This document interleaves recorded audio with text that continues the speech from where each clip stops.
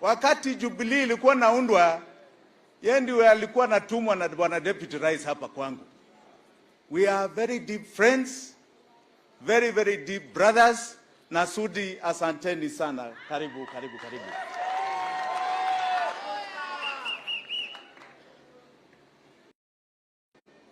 I want to thank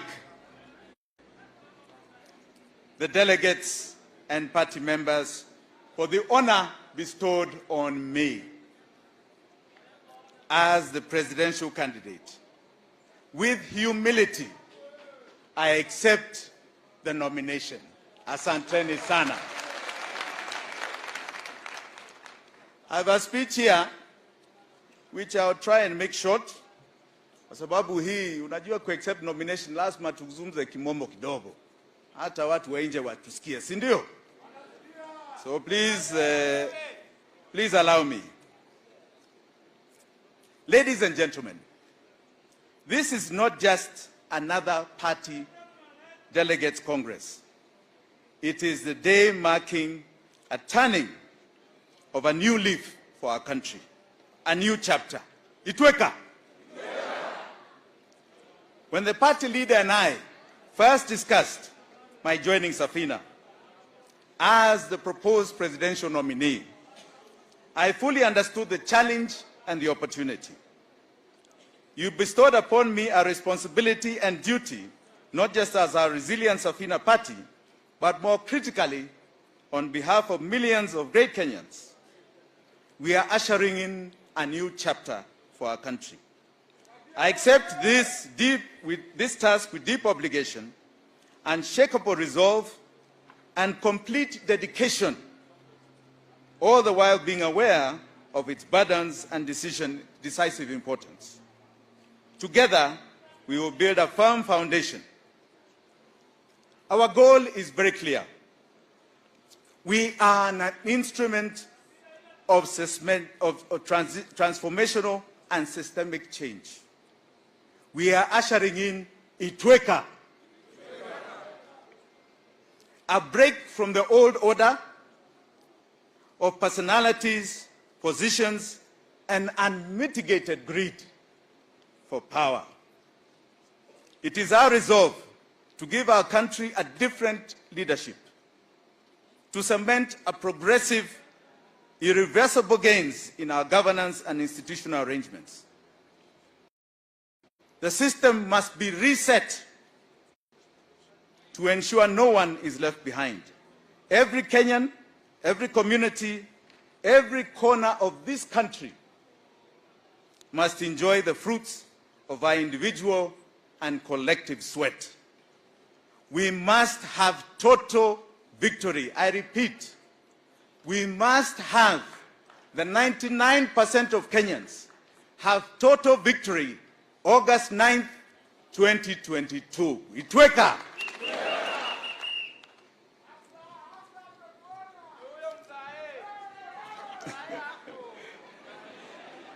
Safina Party has a storied history of being an instrument of real change, even in moments of adversity. I stand for the presidency of this party to create an alliance of all Kenyans. And I want to read something, because one question I have had throughout is, why are you doing this? Wewe Jimmy unakaa mzuri, sasa unataka nini na siasa? Why are you doing this? I want to be categoric. Categoric. Wajua, in this world, when you reach my stage and age, you understand fully what Itweka moment is. In every man's life, there comes a moment when one must search for a cause, a work, an ideal under which he must give himself. Whether he says yes or no is a challenge to be determined in the future. There comes a moment when we become tired of trying to fill a bucket that is leaking. From inside, as we must get a new vessel. There comes a moment in a man's life when to get where we have to go, where there are no doors or windows, we must walk through walls. There comes a time in a moment of a man's life when he must choose to stand or run. A moment when you must look up the bench and you have to say to yourself, can't anybody play this game better? And you realize that you must be the one. There comes a time when a decision by a man to get into the arena has often been made by the difference between the greatness or mediocrity of a nation. That is why I am in this. The system is rigged and is broken. It is for the very few. There was a time, as you saw here, my party leader stood up from his offices in Electricity House. He was one of the most successful lawyers at the time. And he came out of his profession to risk his life to fight for the human rights liberation, second liberation, which we have today. Kenneth Stanley Jindo Matiba is another one such hero. This is not necessarily done by the people who are in politics. It takes all of us, especially the young people I see here, to say this time we are going to be involved. No matter what, it is our time, it is our lives.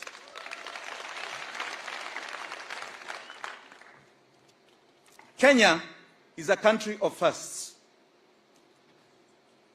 We waged an armed struggle against the British colonialism, grabbing our country. We won. Itweka. We fought single-party dictatorship. We won. Itweka. We fought in peacetime for a new progressive 2010 constitution that secured the rights and dignity of every Mwananchi in this country. We won. Itweka. Our courts, which have been in the forefront of ensuring those rights in that constitution are upheld, protecting the constitution, had a landmark ruling in 2017, where they nullified a presidential election, a first on this continent. We won. Itweka. We also have, for the young women here, kama mumesahau, the first Black African Nobel Peace Prize winner, Wangari Maathai. We won. Itweka. But Kenya is at a peril. Despite all these national milestones, repeated government failures have brought the country to its knees.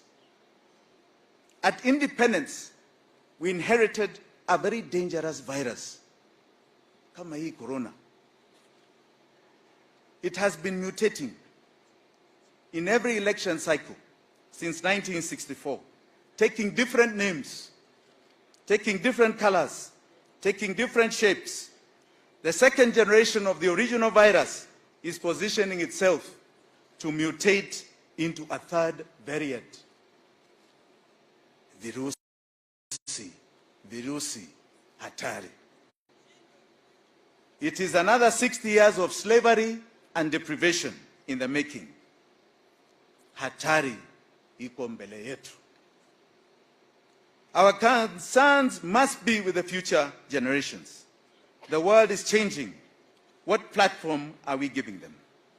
The old order must die. It must be wiped out. We must end transactional politics. Itweka. Our country has been mortgaged to crippling debt, killing economic activity, incomes, opportunities for our young people.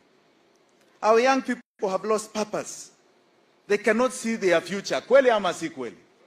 Kweli ama si kweli? Their dreams and aspirations have been shattered. Kweli ama si kweli? We must never pay a debt that has been borrowed so that people steal. Kweli ama si kweli? Every cent must be accounted for. There's propaganda out there ya kwamba Kenya is the 6th wealthiest nation in Africa. Mumesikia hiyo? Let me give you some bare facts. Out of 17 million employed Kenyans, 17 million, mumeshika hiyo? Only 79,000 earn 100,000 shillings a month. 100,000 shillings a month. That is less than $1,000 ulimwengu. That is 0.5% of the people of the workforce of Kenya who earn 100,000. Sio ni aibu sana?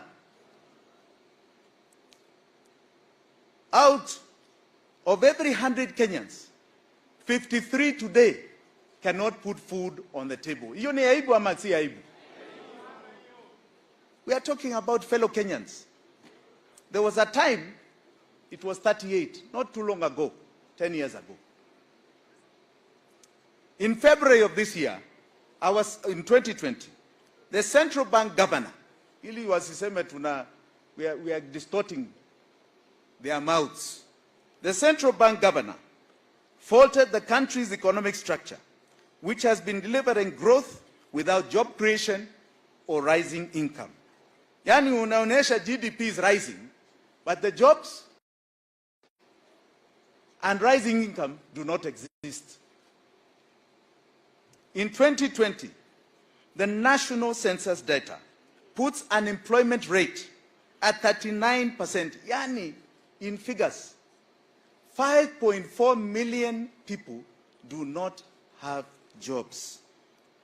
This is quoting a national socio-economic disaster. Kenyans talk about corruption. It is not corruption. This is called state capture. Itweka. Today's Business Daily, ya leo, inasema out of a survey of 146 countries in the world of unhappiness, yani the top being the happiest, the bottom of 146 being the unhappiest. Kenya iko 119 unhappy. Mumejaribu. 119 unhappy. Kwa nini? The biggest single reason is corruption. Corruption. State capture. The state has been taken over by economic terrorists. Washindwe. Washindwe. Washindwe. Washindwe.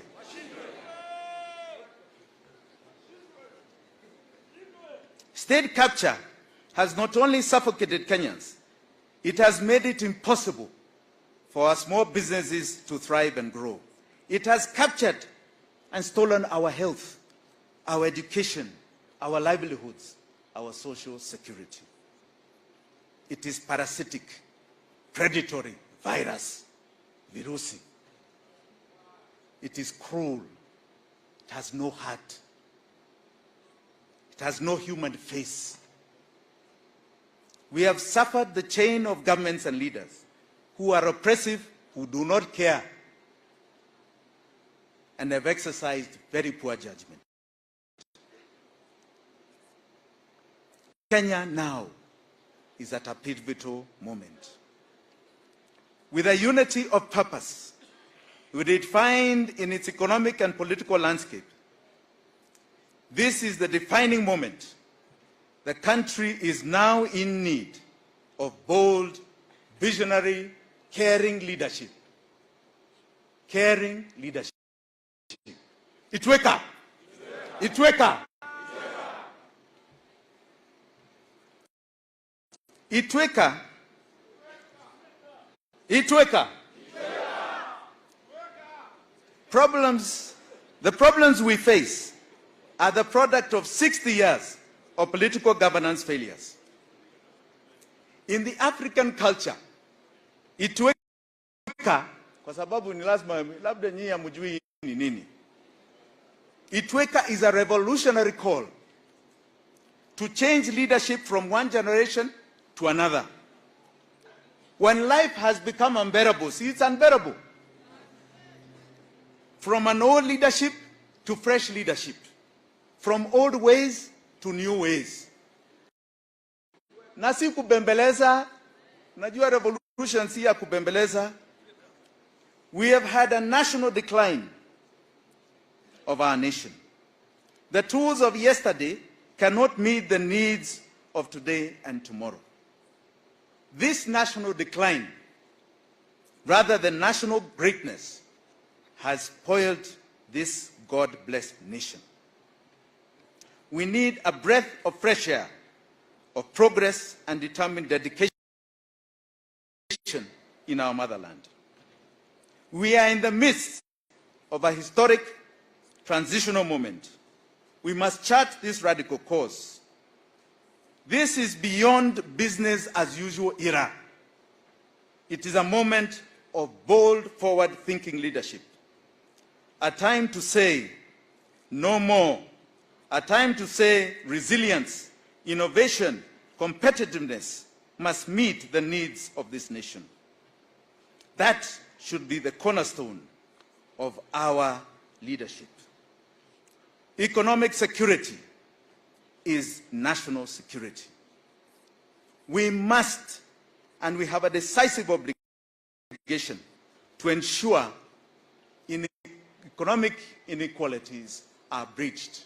Social mobility must be breached. There is no point of having a country of 1% billionaires and 99% poor people. Kuna maana? Haina haja hata kidogo. Look at our SMEs. We are going to partner with the private sector to develop a conducive environment for industrial growth and investments in manufacturing. We are going to break down the cost of doing business, improve productivity, and reduce the regulatory demand that stifles the growth of SMEs. Ati unaambiwa, you need 1,000 licenses to start your business. This will be record-breaking. In a record-breaking period, will attract new productive investments. A lot of this we'll talk more when we come to manifesto. In agriculture, I want to just explain a little bit here about the disparities. In agriculture, agriculture contributes 34% of what we produce in this nation, GDP. Lakini ni vizuri mjue, kwa hela to the exchequer, it is only contributing 2%. 2%. Over a third of our, what we produce, only 2% is going to the exchequer. In contrast, manufacturing contributes 8% of GDP. Imeshuka chini. Imeshuka chini. In 2012, it was 17.5%. And contributes 17.5% of revenue. Umeshika hiyo figures. Wana Deputy President, najua huku kwenu ni majani chai. Na majani chai nachaka mjue, si mnajua ketepa? Si mnajua ketepa? Ketepa, if you go to where the Deputy President comes from, and Isaac Ruto here, Mheshimiwa, you will see the farmers, women and young people especially, picking tea all day, hata kukiwa na mvua. Hiyo ketepa chai goes through a little process in a factory hapa Kenya. Lakini what you don't know ni ya kwamba hiyo chai inaenda Ulaya. Inaenda Ulaya. Inaenda Dubai. From Dubai, it comes back in a tea bag ambao nyinyi mnanunua hapa. Na imetoka hapa. Ketepa tea that you drink, none of it is manufactured here. That is how sad this story is. Very sad. Cheap and reliable energy must be a key driver for economic productivity and competitiveness. We guarantee energy supply, green energy, competitively priced, economically friendly, and meeting a basic requirement for competitive economy.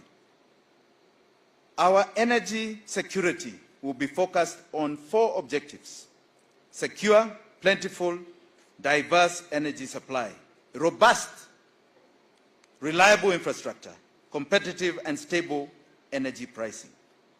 We will aggressively pursue opportunities presented by the global decarbonization agenda, including green hydrogen and its derivatives.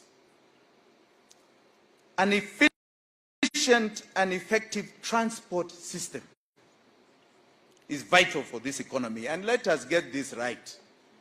Najua kuna watu ambao they like to show, kuna showbiz mingi hapa.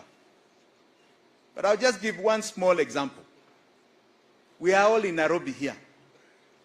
There are 2 reasons why Nairobi is plagued with traffic. Big traffic problems. Moja ni serikali iko ndani katikati ya mji wa Nairobi. So government services, everybody comes in. The second ni transit, matatus. Ukitaka kutoka hapa Bomas kwenda Embakasi, you must go to the center of town, unabadilisha matatu, unashika ingine. Hapo ni kweli ama si kweli? That congestion causes that traffic. Instead of building a highway in the middle of the city, juu, all we are going to do simply ni hivi is do ring roads. Si mnajua ring roads? Ukiwa hapa, ukitaka kwenda Embakasi, you don't need to go to town, unaenda tu. Ukitaka Westlands, iko upande huu. Ring roads solve traffic problems. In China, there's a place called Shanghai. Umeshasikia huku? Huku Shanghai, iko na watu 18 million. Hakuna jam? Hakunanga jam? 18 million. Jam ya saa 3 asubuhi na saa 6 usiku is the same. Kama kazi yako iko 15 minutes away, it is 15 minutes away, saa 3 asubuhi ama saa 6 usiku. Umeshika hiyo? Life is the same throughout the day. 18 million people. Sisi ni watu wachache hapa, 4 million. Si tunaweza? Itweka.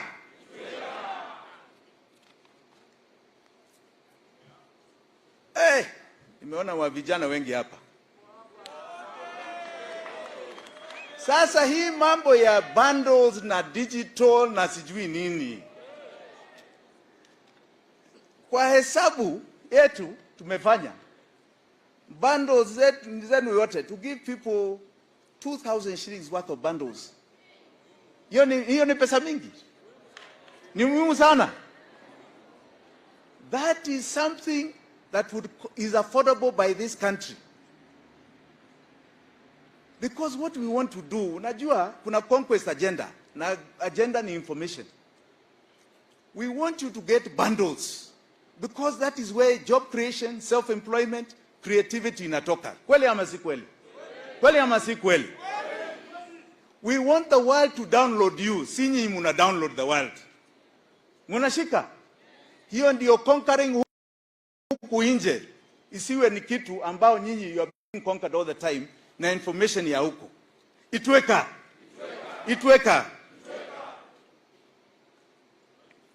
Hii kitu ni very long. I don't know why they made it so long here.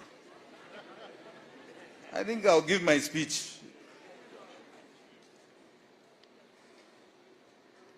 I want to articulate, kwa sababu the speech is very long. I want to articulate something that's very touching to my heart. You know, we are a country that must today, and from today on, say you cannot be happy when you see your fellow Kenyan hungry. wajua kimila za zamani, your neighbor never went hungry. The other day, I saw a truck ya food relief ambayo ilikuwa imeoverturn hapo Roysambu. Mliona hiyo? And I saw people in Roysambu going for that food. Na ujue hiyo chakula inaenda kwa wengine ambao hawana. But they are so hungry, na ni hapa tu Nairobi. Hapa. We cannot talk about the pride of a nation when our people do not have anything in their stomachs. Kweli ama si kweli? We cannot. Indira Gandhi in India said the pride of India will only be returned when there is nothing like famine, when there is nothing like a hungry Indian person. And when she did her green revolution in India, today usikie muhindi ambao ana njaa, unamsikia? You cannot even imagine. Those were world headlines just about 30, 40 years ago. Now, the population of that country, not even the landmass of Africa, the population of India is 1.3 billion. Na kuna mtu anaenda usiku nyumbani kilala na njaa. Wapigie makofi wale.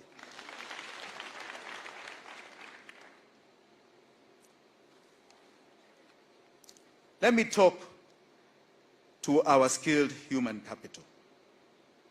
This is a globalized world. We must think locally. We must think globally and act locally. We have the potential of transforming all our young people's lives. Our education system is one of the highest on this continent. We must bridge the gap between learning outcomes and future challenges. We must recognize this is a rapidly changing world. We cannot have children sitting on stones and dilapidated classes anymore. Itweka. Itweka. To the youth and women of this country, I want to talk to you with my heart. Gender parity and youth inclusion is a fundamental principle of sound governance, fairness, and equity. We will advance gender equity, women empowerment as part of our broader commitment to inclusive economic growth. There's a fair chance for everybody to have their share of our national cake. You are the young people, 76% of the population of this country. Itweka! Itweka!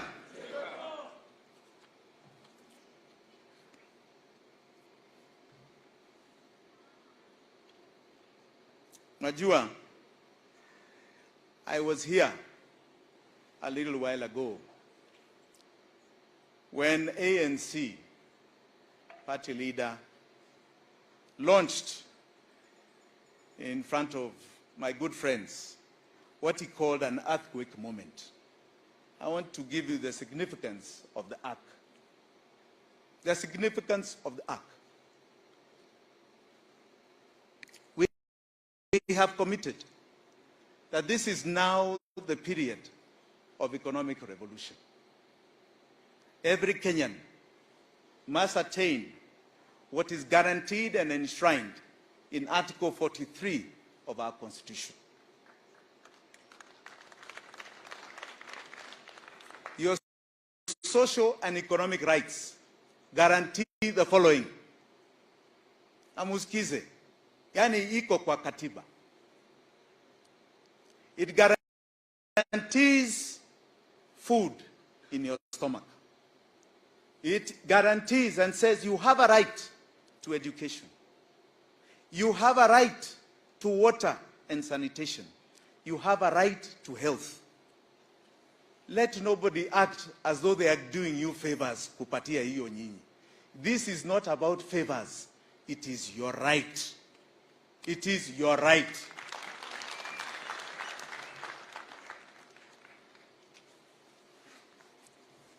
Noah's Ark came at an interesting period in biblical history.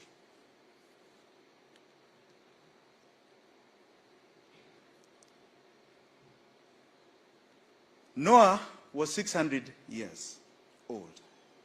God released the rains that lasted 40 days and 40 nights, causing the floods.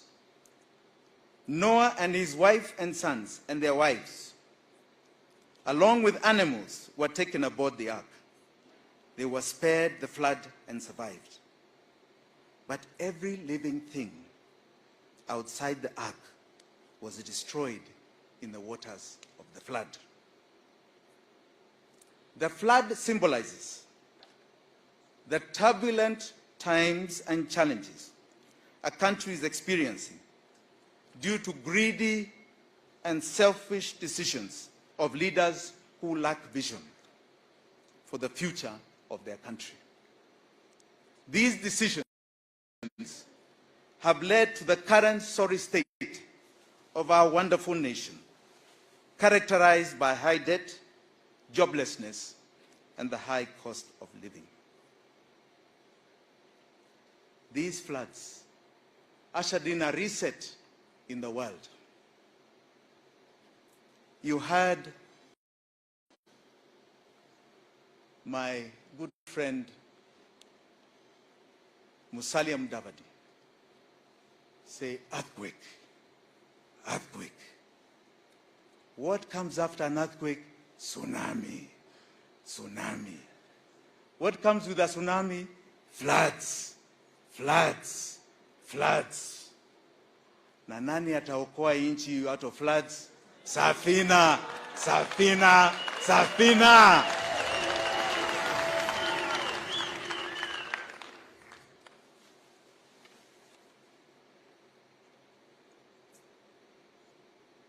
Let me announce here today that those who have played a part in the destruction of the rule of law, the economy, and the livelihoods, one day will be brought to book and held accountable.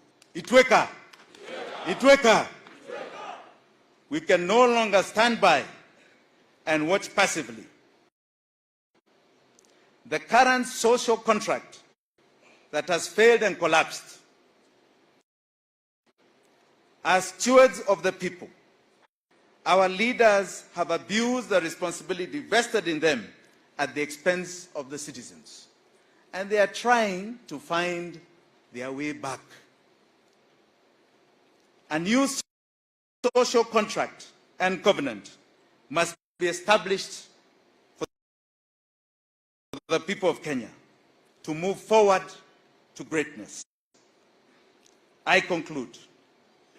As Safina, this is our social contract and mine.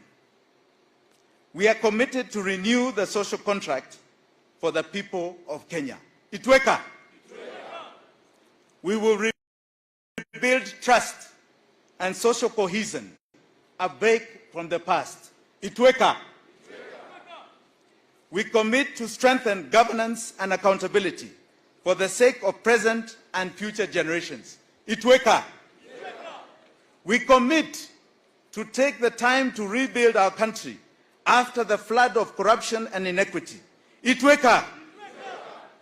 We will undertake to ensure that each and every Kenyan exercises their right to live a decent and dignified life as enshrined in Article 43 of our Constitution.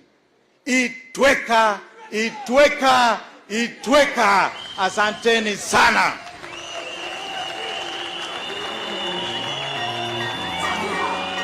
Good, good.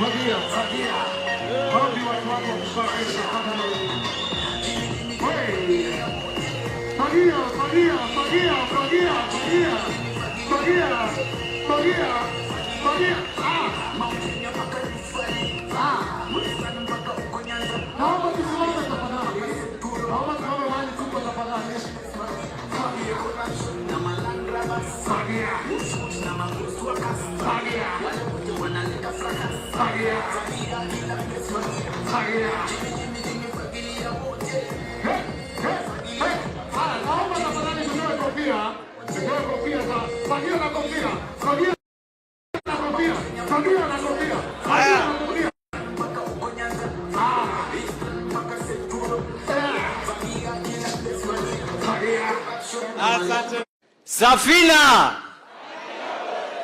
Fagia wote! Tuomoke pamoja! Asanteni. The party leader, Mr. Honorable Paul Mwite, His Excellency, our aspirant, Jimmy Richard Wanjigi, His Excellency, the Deputy President of the Republic of Kenya, Mheshimiwa Ruto,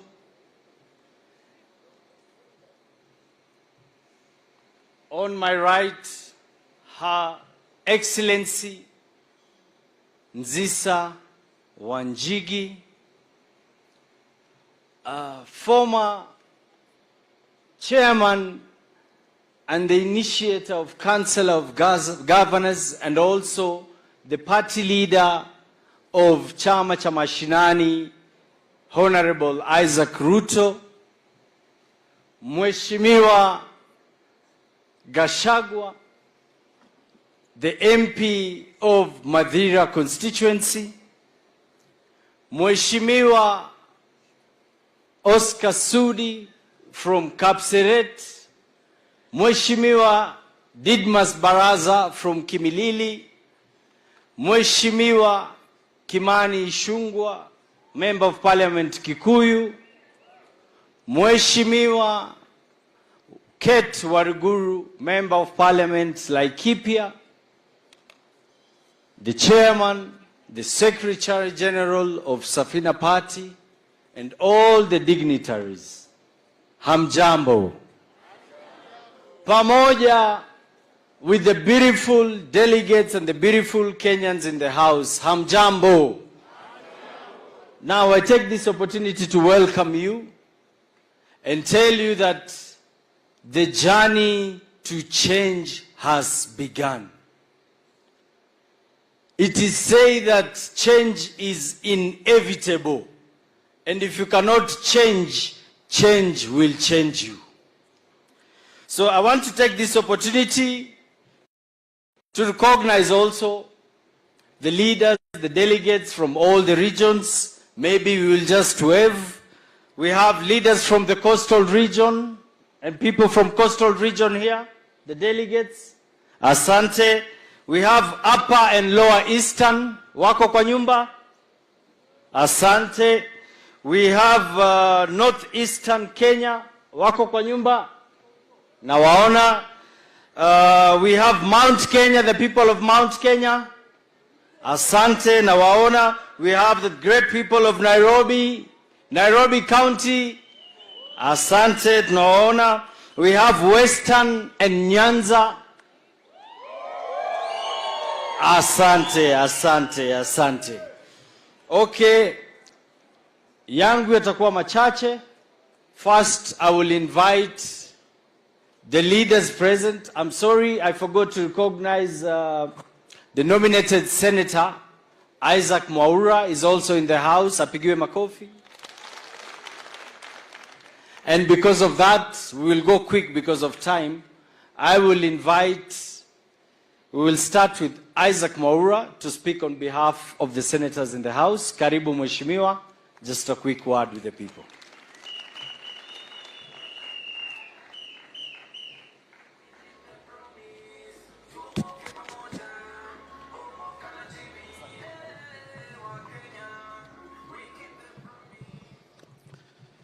Safina! Safina! UDA! UDA! Thank you very much. The party leader, the presidential candidate of Safina Party, the Honorable J.W. Jim Wanjigi, the Deputy President of the Republic of Kenya, William Samoei Ruto, the party leader and mentor, Paul Kibugi Mwite, and all protocols observed. I am very delighted to stand before you here today because this is very momentous. This journey to come to your NDC started through a tweet that a Kenyan thought that Jimmy Wanjigi should have learned from Isaac Mwaura and others who are chased away from our former political party. And I followed the thread, and we ended up meeting with Jimmy at the NDC of UDA. We struck a chord, so much so that we left each other yesterday at 1:30 a.m. as he was preparing for this NDC.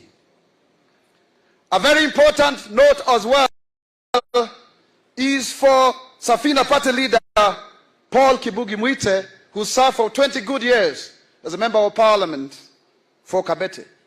A man who was born out of the 6 young Turks, and he fought his way to liberate Kenya in the second liberation of this country. Let's clap for him. I met him for the first time in 2007 at a meeting at Silver Springs where Wamagata, you were present, and His Excellency the Deputy President then was sent by ODM to represent the party or the movement as we were clamoring for minimal reforms before the general election that were coming. I stand here today as quite unlikely the first person with albinism to be both a member of parliament in the National Assembly and the Senate. This has come as a result of the struggle by Safina, a party that actually fought and ensured its then Secretary General, Richard Leakey, actually went into parliament on a wheelchair.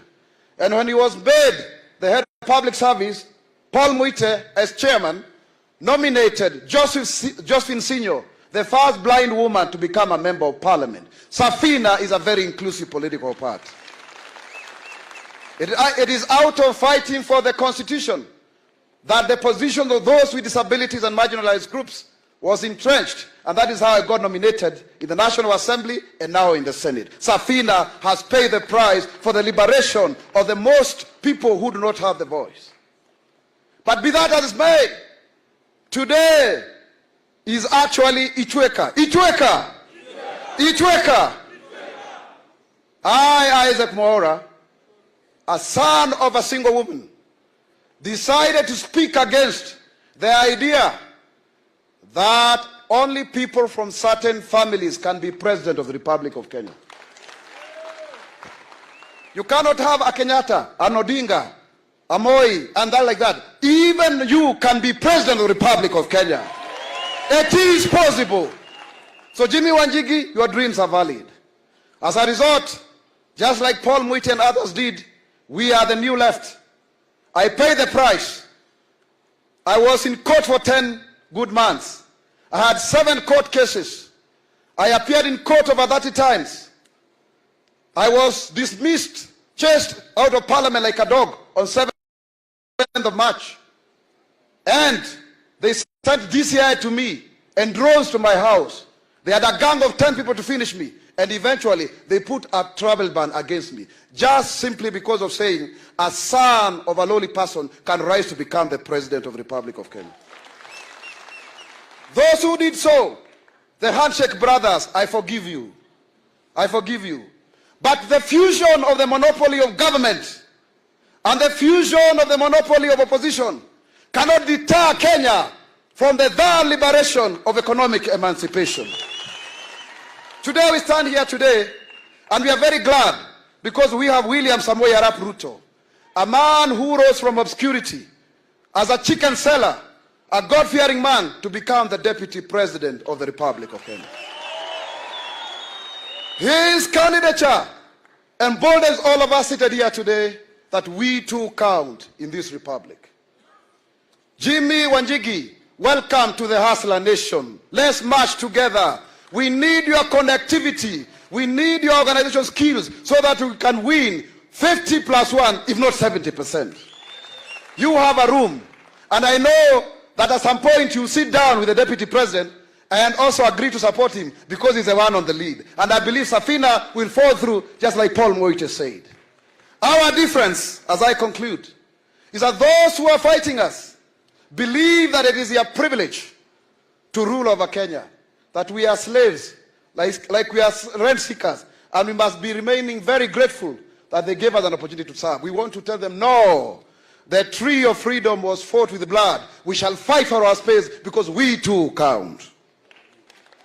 Finally, they want to change the constitution because they faced existential crisis. One of them was finishing 10-year term. He couldn't run again. The other one was getting too old. He's 77. Let him retire, just like Paul Mwite has left Safina to Jimmy Wanjigi. They stand for the constitutional change. We stand for economic liberation. They are looking for power. We are looking for empowerment.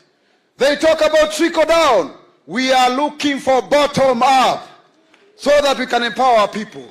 Let's join together, Safina, UDA, and all like-minded, because the strength of the pack is a wolf, and the strength of the wolf is a pack. I thank you. Makofi kwa mheshimiwa. Asante, asante. Next, I want to invite the Member of Parliament of Madira constituency, Honorable Rigathi Gachagua. Karibu.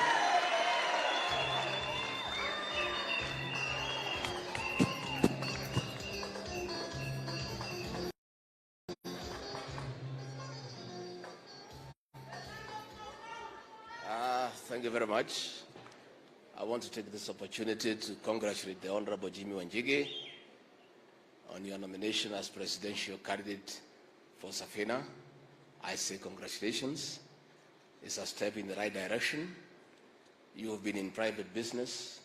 You are now welcome to the public world and make change from where the real action is. Pongezi sana.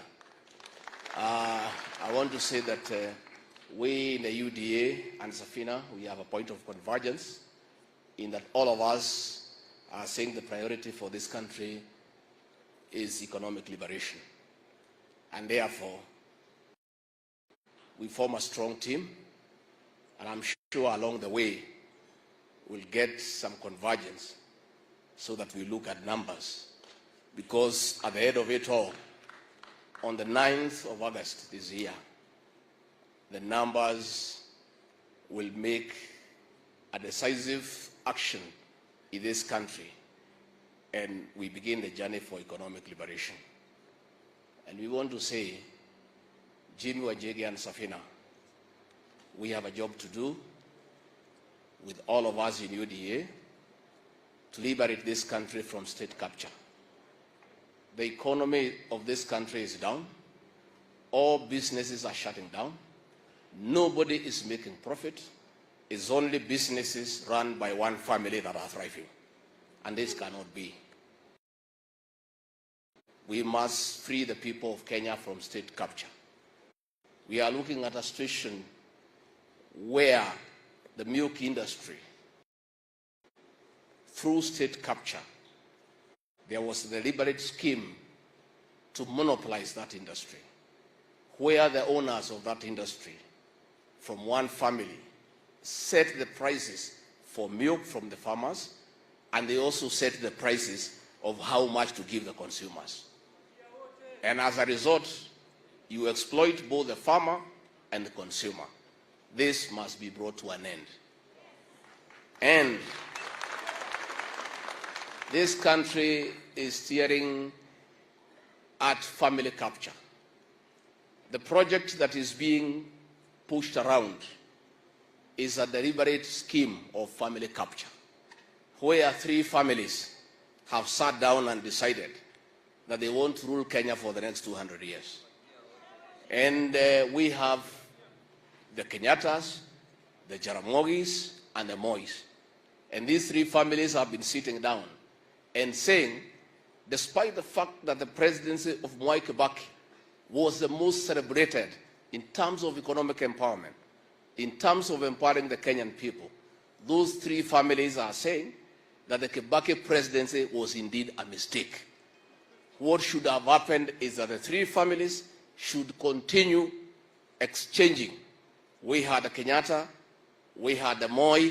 They say the Kibaki was a mistake. Now we have the Kenyatta. They want us to go to the Odinga. Then we go back to the Moi. Then we go back to Kenyatta. Is that possible? It's not possible. So the people of Kenya must stand up to the planned family capture and come up with a leadership that will put the interests of the people of Kenya first. And the three families are not interested about the people of Kenya. It's about protecting their family and business interests. And the people of Kenya must stand up to that. So the people of Safina, as you fagia water, you need to get the rubbish you fagia, we put it in a wheelbarrow and take it to the sea. Asanteni. Asante, asante mheshimiwa. Makofi kwa mheshimiwa tena.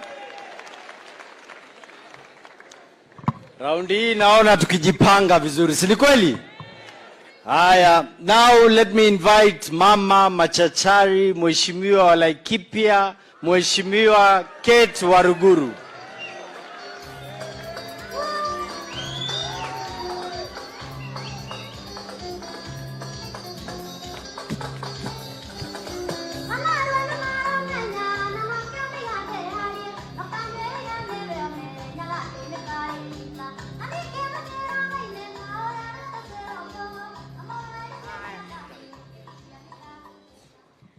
Your Excellency, my good friend Jimmy Wanjigi, Mheshimiwa Paul Moiti, Senior Counsel, the Deputy President of the Republic of Kenya, Your Excellency William Samoei Ruto, delegates, hamjambo. Hamjambo tena. Allow me too to take it up from the Honorable Rigathi Gachagua to congratulate the Honorable Jimmy Wanjigi on your appointment today. We are gathered at this dome today because we believe in your ideologies. Safina Party, you have been very vocal from the very day you've started in the ODM party, fighting for the third liberation of the Republic of Kenya. Allow me to join you today, standing here and speaking on behalf of millions of young men around the Republic of Kenya, to tell you both and the Deputy President, that we Kenyan youths, we are damn tired ya kubebwa ufara katika serikali ambayo tuko nayo. Allow me to join you in this conversation. Our forefathers fought off Mzungu. They fought for our land. They fought for education. They fought for healthcare. And we had the likes of the Honorable Paul Moiti fighting for multi-partyism, fighting for 2010 constitution. And the biggest question I ask myself today, I, Kate Waruguru, and many young men below the age of 40, what are we going to stand for in the revolution, the next revolution, in the current crisis, as far as economic revolution is concerned? Allow me, ladies and gentlemen, to invite you into this conversation. This is non-partisan. This involves every young man, regardless of the political party that you are affiliated to. We are in a Fuliza nation.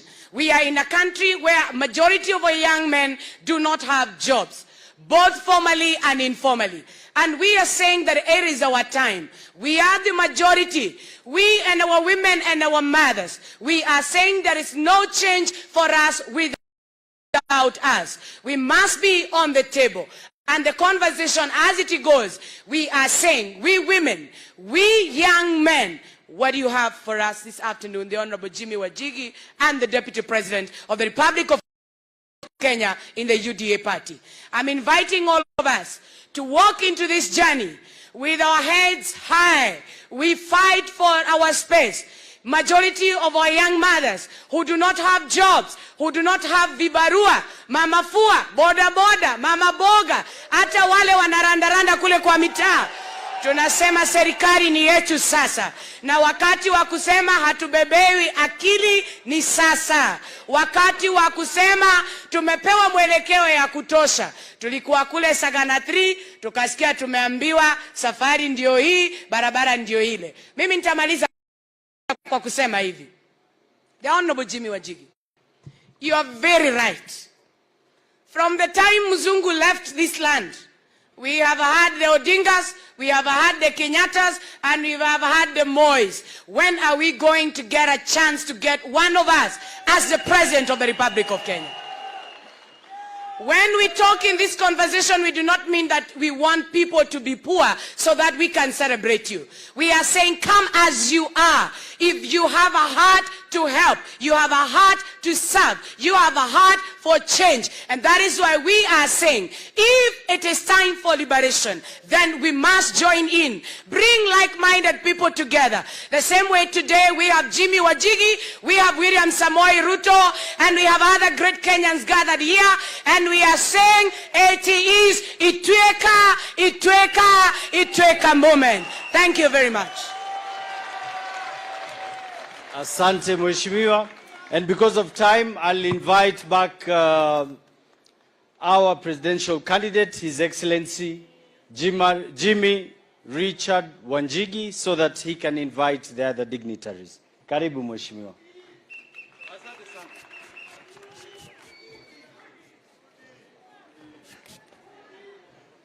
Haya. Itweka. Itweka. Itweka. Sasa unajua, we have very important guests here. And we are competing guests. My fellow competitor, nani competitor, William Samoei Ruto, had the courage, had the heart to come and say, I'm going to grace the occasion of his fellow competitor, Jimmy Wanjigi. Jimmy Wanjigi. He has done us a great turn. Kuna wengine ambao tulialika lakini wakasema, you know, if everybody is coming like this, maybe we all can come. But this shows you the spirit of democracy in Kenya. There is enough space for all of us. We don't have to fight. We don't have to be kicked out of Kasarani. We don't.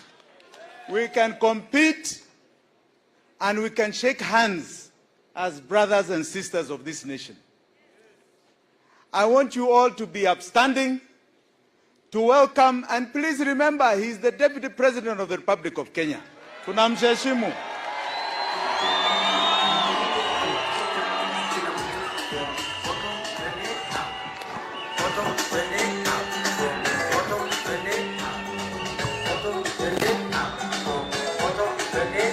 My brother, karibu.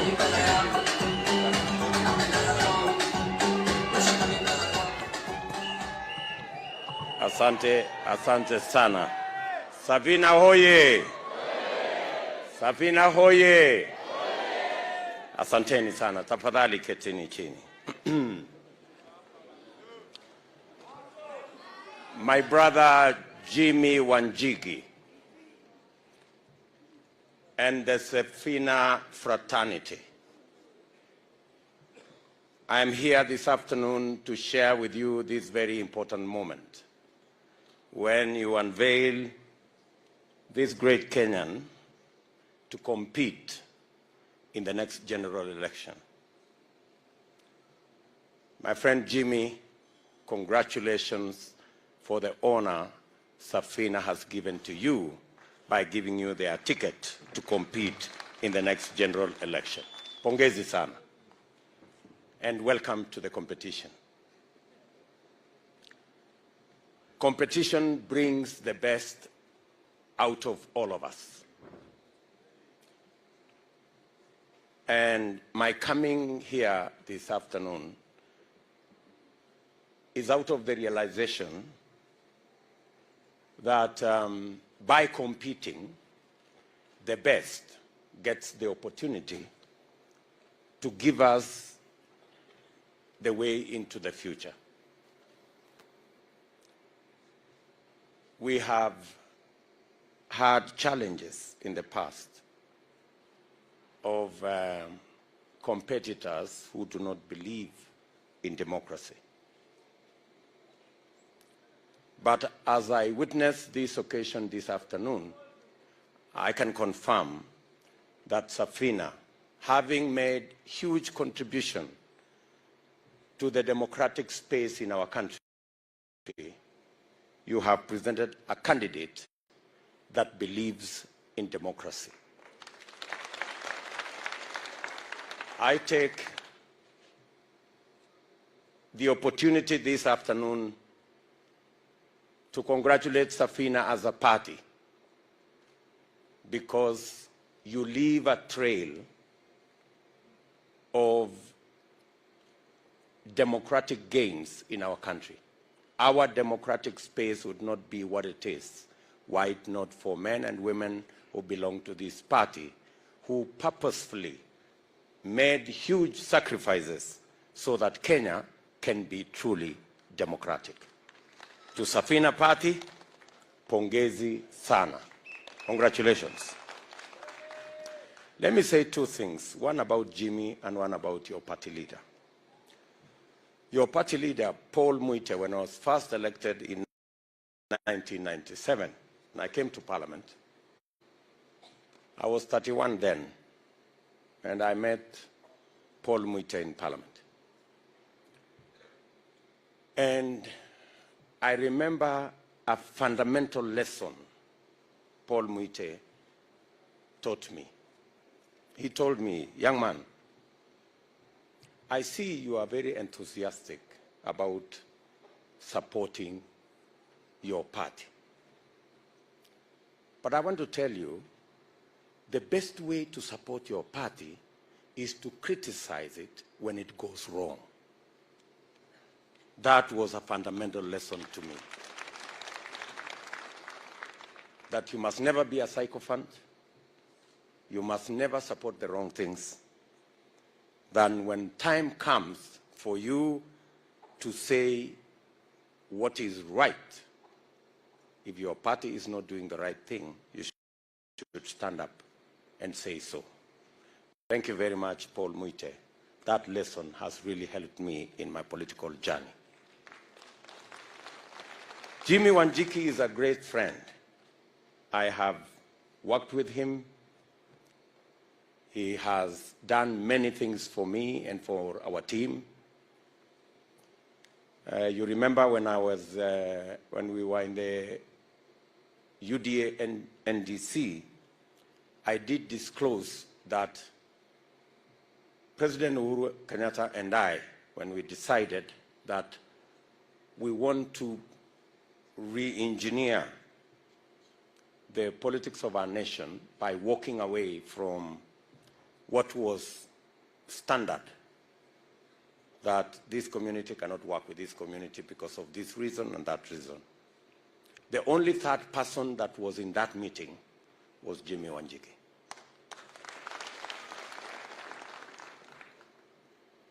And I remember telling him in our NDC that he still keeps the original agreement signed between me and Uhuru Kenyatta.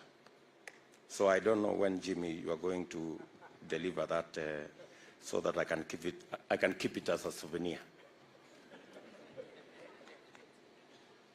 But having said that, I have listened to Jimmy, and I have heard Safina Fagia Wote. And so I was asking Jimmy while seated there, this Fagia Wote, there are some who are being swept out. I'm sure there are some who are being swept in. So in the process of Fagia Wote, I hope you will sweep our competitors out and sweep all your friends in.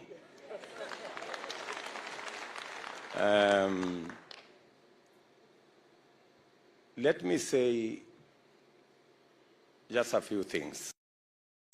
I have listened to the statement made by Jimmy Wanjiki, and one statement struck me, and that statement is about personalities versus the people. That is the statement that struck me. And that defines the moment where we are in the history of our nation. There is competition between personalities and personality cults and personality politics vis-à-vis the people and the institutions that facilitate the people to participate. There are two sides to this competition, and the clarity, the difference between the two sides to this competition is like the clarity between day and night. Our competitors believe this is a constitutional moment. We believe, together with Safina, that this is an economic moment in the history of our country. Our competitors believe that this is a constitutional moment because they want to change the constitution to create jobs so that leaders can benefit. We believe it is an economic moment to change the economy, create jobs so that millions of young people and millions of Kenyans can have access to jobs. They believe, our competitors, this is a constitutional moment to change the constitution so that you can give the president more power to undermine the legislature by appointing ministers from the legislature. We believe this is an economic moment to create access to close to 15 million Kenyans who today, operating in the space of micro and small enterprise, they have no access to credit, and therefore their struggles are harder. We believe changing the economy to create credit for millions of young people is not about leaders, it's about the people. They want to create an opportunity to benefit leaders, benefit members of parliament who already have jobs to be appointed to be ministers. The dichotomy is as clear as day is night. They are looking for jobs for MPs. We are looking for credit for ordinary people, the ones at the bottom of the pyramid. They believe this is an economic moment to create an ombudsman so that we can undermine the independence of the judiciary, which is the language of rulers and despots and dictators. We believe this is a moment, an economic moment, to create economic freedom so that every citizen can operate in a space that respects the rule of law. Good people, they believe and they have facilitated the corruption of the political system to merge the opposition and the government, creating an unaccountable system that promotes conflict of interest, that promotes state capture, that promotes corruption, and that benefits only the corrupt. We believe, as the people of Kenya, that proper political formations with clear checks and balances that respects different political formations with a governing party and an opposition party creates accountability, better use of national resources, and ultimately benefits every citizen and creates a country that leaves nobody behind. So this contest is as clear, and the sides are as clear as day is from the night. And that's why I came here, because Safina shares the same belief in an economic moment in this election the way UDA does. Finally,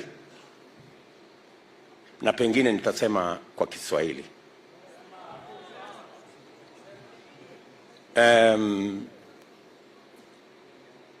Tulijenga serikali na tumejenga reli, tukajenga barabara karibu kilomita 10,000, tukaunganisha stima watu 8.5 kufikia sasa, tukatengeneza technical training colleges, sasa tumefikisha 150 Kenya. Lakini mahali nimeketi leo, naamini serikali tunayotengeneza kwa mapenzi ya Mungu na wale wote ambao tunakubaliana ya kwamba wakati huu ni wakati wa uchumi, ni ile serikali ambayo itaweka pesa kwa mfuko ya mwananchi wa kawaida. Na njia ya kuweka pesa kwa mfuko ya mwananchi wa kawaida ni kuhakikisha kwamba wale vijana karibu 4 milioni, Jimmy amesema hapa watu 5 milioni plus, out of that 5 million, kati ya hawa wa Kenya ambao hawana ajira 5 milioni, 4 milioni ni vijana. Na njia ya kuweka pesa kwa mfuko ya hawa vijana ni kuwapangia ajira. Na ndio tumesema kupitia kwa kubadilisha uchumi, tunapanga kuweka pesa katika sekta ya housing, manufacturing, value addition, agro processing, ili tuhakikisha kwamba vijana wanapata ajira, tuweke pesa katika mifuko yao, wajisimamie, wasimamie familia zao na wajenge taifa letu. It doesn't matter how much you change the constitution. Until you have a program to create jobs, you will never change this country. Tunasema ya kwamba njia ya kuweka pesa kwa mfuko ya mwananchi ni kuhakikisha ya kwamba kila biashara ya wale walio chini, micro and small enterprises, ambazo zina account for 80% ya wafanyabiashara wote Kenya, ambao leo wanaangaishwa na Fuliza na wanaangaishwa na Mashailok, tuwe na credit system ambayo itawawezesha badala ya kulipa 10% per day vile wanafanya saa hizi, walipe 10% per year kama makampuni zingine zote. Na kama inawezekana, kwa sababu wao ni biashara ndogo ndogo, vile ya kuhakikisha kwamba wanalipa less than 5% per day, na bila ya kuwauliza mambo ya security, mambo mengine, because there is always a way where you can create security without the security that we all know of title deeds and other things. So I share this moment with Safina, and I want to ask the membership of this great party to work with us. As the party leader has said, we will work together going into the future, because we share in the vision of our country going into the future. This is not my day. This was the day of Safina and the day of my brother Jimmy Wanjigi. My good brother Jimmy, I wish you well in your journey. I have seen you leave your good office. I have seen you traverse this country. I have seen you during the good times. I have seen you during the bad times. And I am confident that you are made of good metal. Pongezi sana, my brother Jim. You are a comrade walking together into the future. Asanteni sana, and God bless you.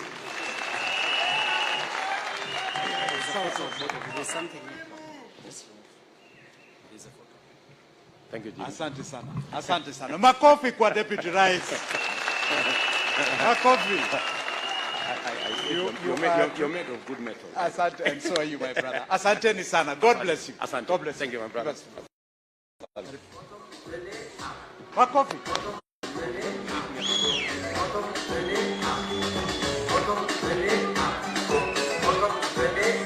Haya. We have a party leader who is also an old friend, Isaac Ruto Mashinane.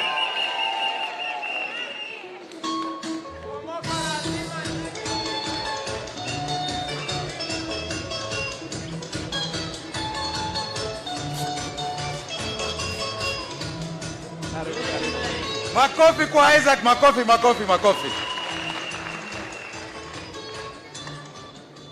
Asante sana.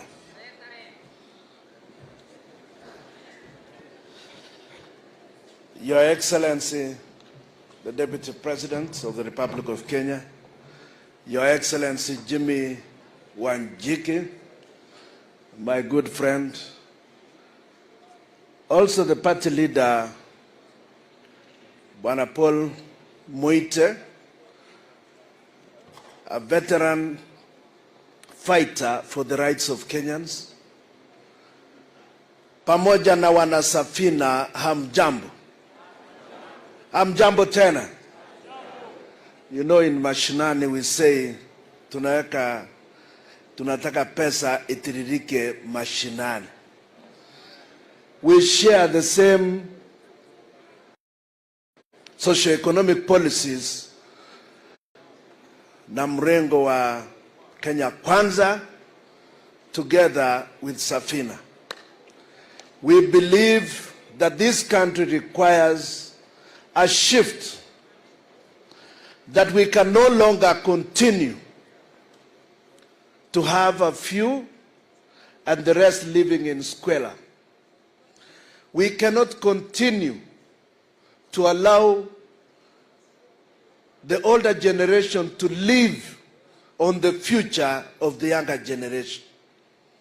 It's quite unfortunate that we continue to borrow and squander on your future earnings. We have continued as a country also to continue to discriminate the young generation, to continue to discriminate other Kenyans, and plan our country only for the rich. We only talk about the big industry. We only talk about the employed group.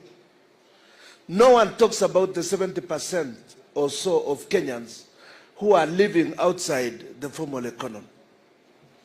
We join you, Bwana Wanjigi, and other like-minded Kenyans in moving this country towards a better way of managing resources. As Mashinani, we believe we need to devolve more and more, because all Kenyans, wherever they live, must continue to share in the national cake. I want to thank my brother Paul Muite for supporting us as Council of Governors in the first 5 difficult years of devolution. Bwana Muite stood with us,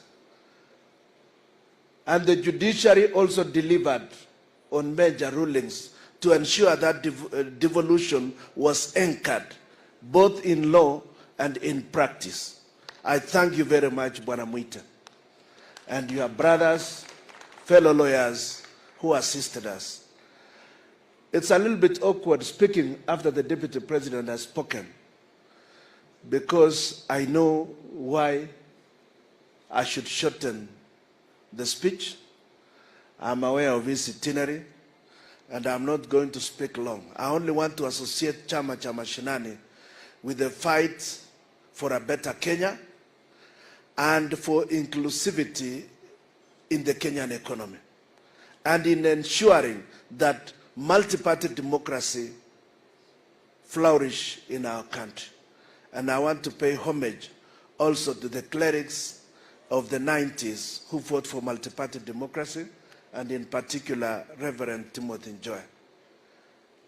Because of their struggle, we are now living in a free country where various presidential contenders can meet together and share their vision and move together to compete without creating any friction.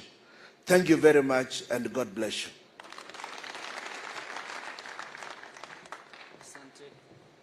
Asante, Mheshimiwa. Now quickly, because of the essence of time, I want to welcome the Member of Parliament of Kimilili constituency, Honorable Didmas Baraza. Karibu.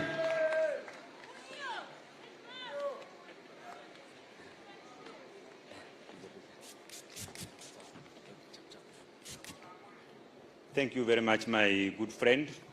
All protocols observed. I also want to take this opportunity to welcome Jimmy Wanjigi to this exclusive club of presidential candidates. And I want to assure him that we in UDA, we value friendship, and we believe that if we work together, we will be able to fight the enemies of this country, being unemployment, bad governance, especially where individuals walks to KEMSA and picks billions of shillings, the money that was supposed to assist this country fight COVID-19. I'm particularly more happy because in UDA, the party that's led by the Deputy President, today when you meet very many young people on the streets, they will tell you that even if you find yourself in a situation where you have to sweep toilets to earn a living, that even if you find yourself that you have to wash cars to earn a living, that should not kill your dream of being President of the Republic of Kenya, because we believe that this year is the year where the lead is going to be lifted, that we can only come from a particular family to be President of the Republic of Kenya. And by so doing, we will work together with all people, all persons who are alive to the fact that the economy of this country needs to be changed, so that we begin from bottom up, uchumi bora, pesa mufukoni, and an equitable environment of doing business for all Kenyans, not an exclusive club for certain families, so that we can bring the cost of living down and we move forward. As I finish, I want to ask Safina that please, mukifagia wote, musifagie sisi, fagia wale wakora waliingia huko KEMSA, wakachukua pesa ya COVID-19. Nimeambiwa juzi na Auditor General, ati baada hata ya kuchukua hiyo pesa hawakutosheka. Ati wamerudi, imagine ati mpaka kondom pia wameiba, sijui hiyo kondom wamepeleka wapi. Na nilikuwa najiuliza kwa nini huyu Paul Mwite wakati alikuwa Ford Kenya, with all his brains, it was difficult for Honorable Paul Mwite to work with the Oginga Odinga, the father of Raila Odinga. Honorable Paul Mwite, hata kama ulijaribu ukawachia hapo ukaunda Safina yako, sisi bado tunapambana kupeleka kijana ya yule mzee to permanent retirement. Tarehe 9 aenda kae huko, tutamsaidia kama ni neti ya kufua samaki, sababu kazi ni kazi, aenda afue samaki. Mungu awabariki sana. Asante, twende haraka. Okay, next, I want to invite the Honorable Member of Parliament of Kikuyu constituency, Honorable Kimani Ichung'wah. Karibu.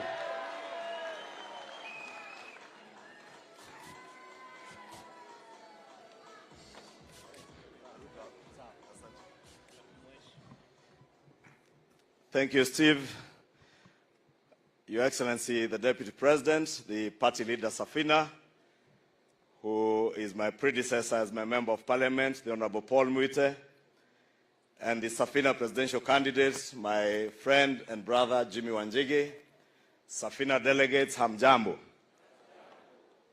Asanteni sana. I feel honored to stand before this gathering today and address you briefly, because this is a party, I think, whose roots, as Paul Mwite would agree with me and Wamagata, I think this party, the roots is Kikuyu constituency, where Paul Mwite came from as Member of Parliament. But it has grown to be a party that has proved itself over time. From the time Safina was registered, it has served this country even without members of parliament in parliament or MCAs and councillors. It has continued to exist as a political party and strengthened our democracy. And we cannot fail to mention the great work and the huge contribution to the growth of our democracy that the Honorable Paul Mwite has played in this country.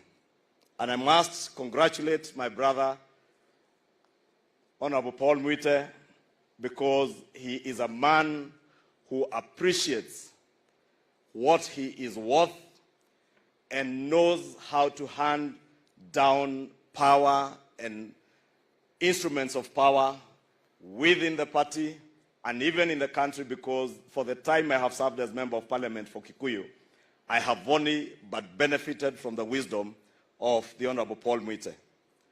I came to know Jimmy Wanjigi when I was elected Member of Parliament around 2014, and we have grown and become good friends since then.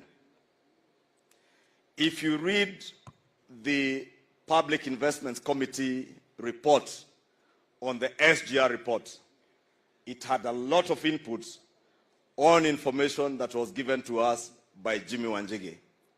And it is indeed Jimmy Wanjigi who, over a cup of tea, advised me that we should advise the president not to take that railway beyond Nairobi to what is now called the railway to nowhere, into a private farm in Naivasha.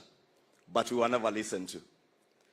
Let me take this opportunity to congratulate you, Jimmy, and ask you to continue walking and working with us to liberate this country from the economic terrorists that you have just said, who are governing this country and who imagine they not only own this country, but they own all of us.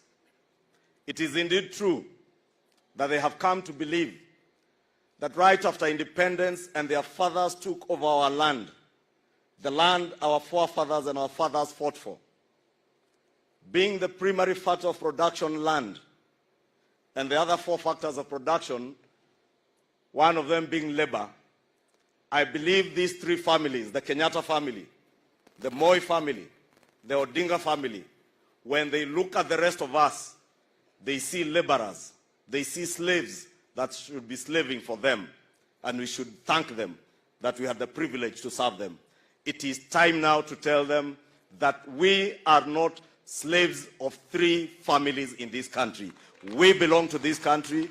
We shall reclaim our country, and we shall end the economic servitude that you have subjected us to.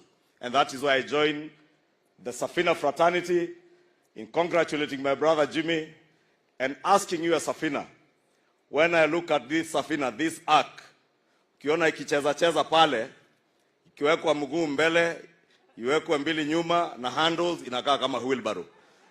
Na naona tukishikanisha hii wheelbarrow na Safina, tutaweza kukomboa nchi yetu from these people who believe that they own our country and they own us.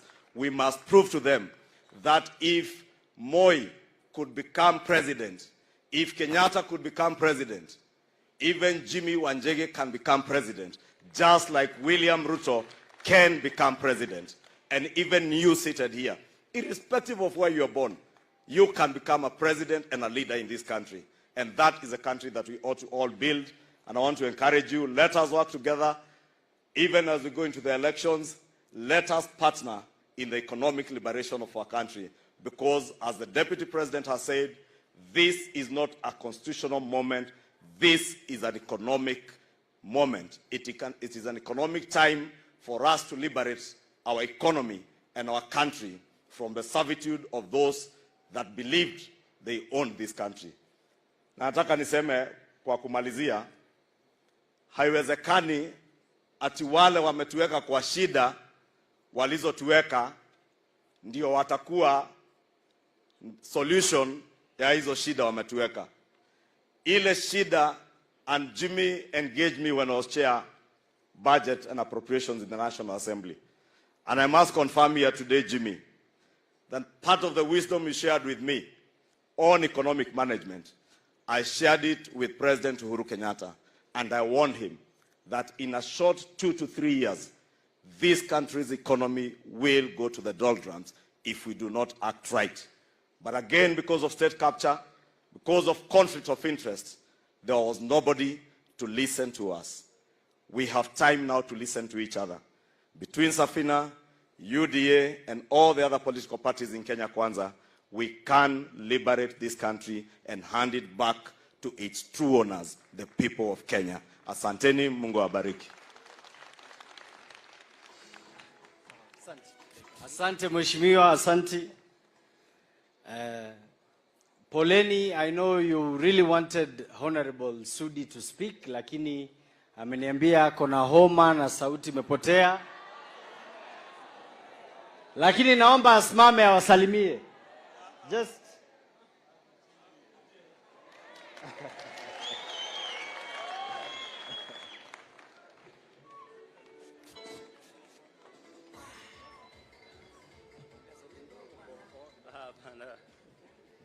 Wana Safina oye.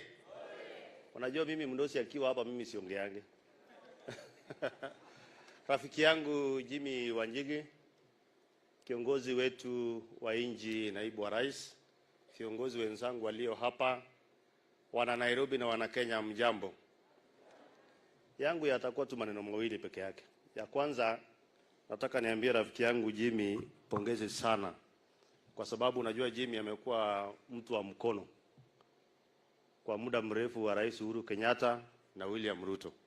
Lakini sasa ameinuka, ameenda kwa kiwango tofauti. Na mimi nataka nikuambie my friend, nimesikia ile maneno umesema hapa. Nataka nyinyi wote wenye mnawania rais, wenye mnasema mnataka pesa mfukoni kwa wananchi wa Kenya, mpunguze Kiingereza yenu sasa. Mkutanishe hiyo akili yenu yote ingie mfuko yao watu. Sababu mimi nataka nikuambie Jimmy Wanjigi,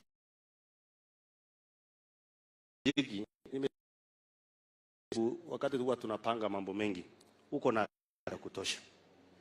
Hao wananchi wako hapa, hata wenye wameketi hapa peke yake. Kuna wengi wao hawajui watoto wao wataenda shule vipi. Kuna wengi wao hata hawajui chakula ya leo wakipata ya kesho watapata wapi. Hii ndio mimi nataka niwaambie. Kitu ya kwanza, tunataka mtoto wa Mkenya, wa Oscar Sudi, wa Jimmy Wanjigi, wao wamekaa hapa na Wakenya wale wengine waende shule kwanza yenye inafanana.